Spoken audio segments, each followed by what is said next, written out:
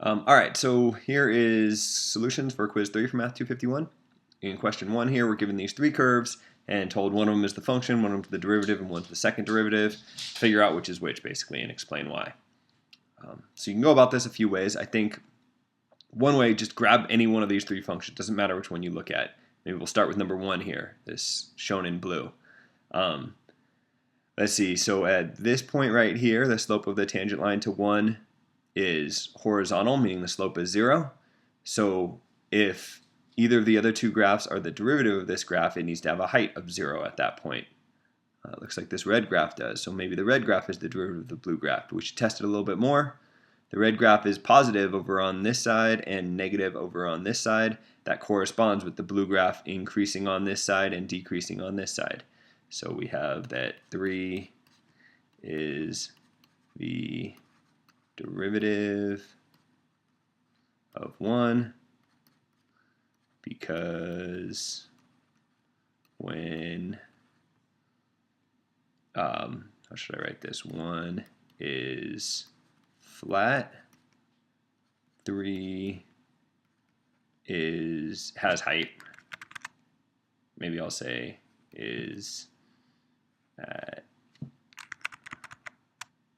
has 0 height, and when 1 is increasing, 3 has positive height. So over on this side, when the blue one's going up, the red one is positive, and over on the right side, when the blue one's going down, the red one's negative. So when 1 is decreasing, 3 has negative height. Hopefully you see what I'm going at here. Being a little bit shorthanded, but hopefully that makes sense. Okay, we figured out that 3 is the derivative of 1. So the question is, are any of these the derivative of 3? Is 2 right here the derivative of 3? Well, let's see. 3, maybe I'll switch colors. 3 is flat right here, and again right here. And if you note at those 2 points, the height of 2 is 0. So it looks like 2 might be the derivative of 3. Let's see, 3 is increasing over here, where 2 is positive. Nice. 3 is decreasing in here, where 2 is negative. And 3 is increasing again over here, where 2 is positive. So we can say that 2 is the derivative of 3, maybe for same reason.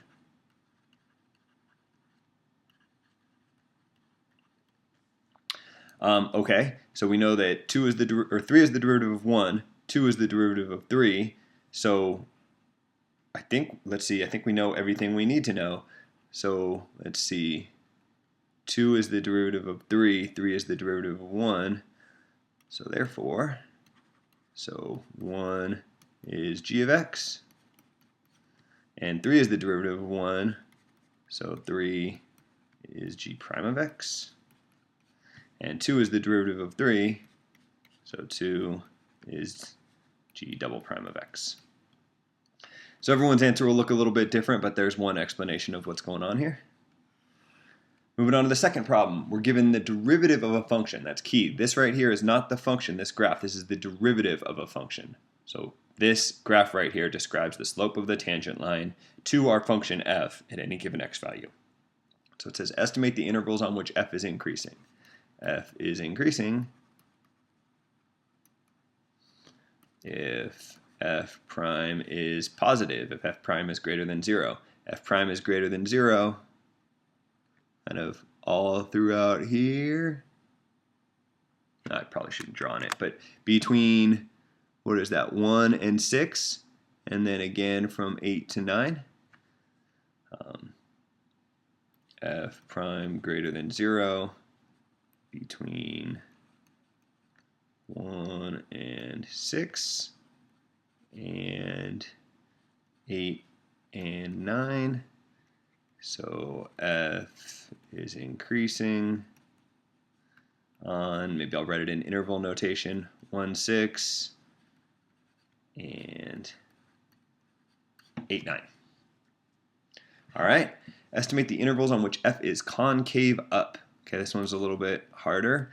Let's see, f is concave up if f double prime is positive, if f double prime is greater than 0.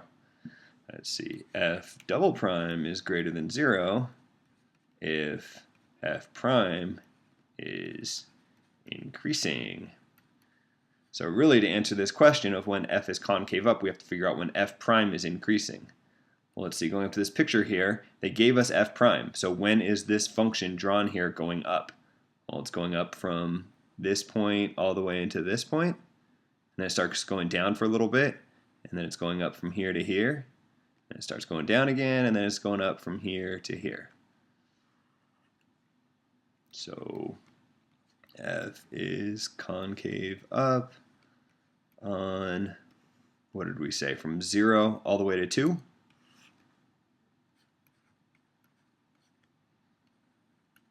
And then again from 3 all the way up until 5 here. The red graph is increasing. And I think it happens one more time. From 7 to 9 here, this red graph is going up, it's increasing. At what value of x does f have a local maximum? Okay, so local maximums and minimums come when the derivative equals 0. So we have 3 options here. Whoops.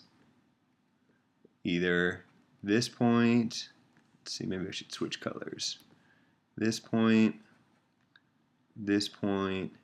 and this point. But I think the answer will be this one. Let's see, what is it asking for? Asking for a local maximum. Okay, so a local maximum, if you picture a local maximum, let's see, local max would look like, would look like this.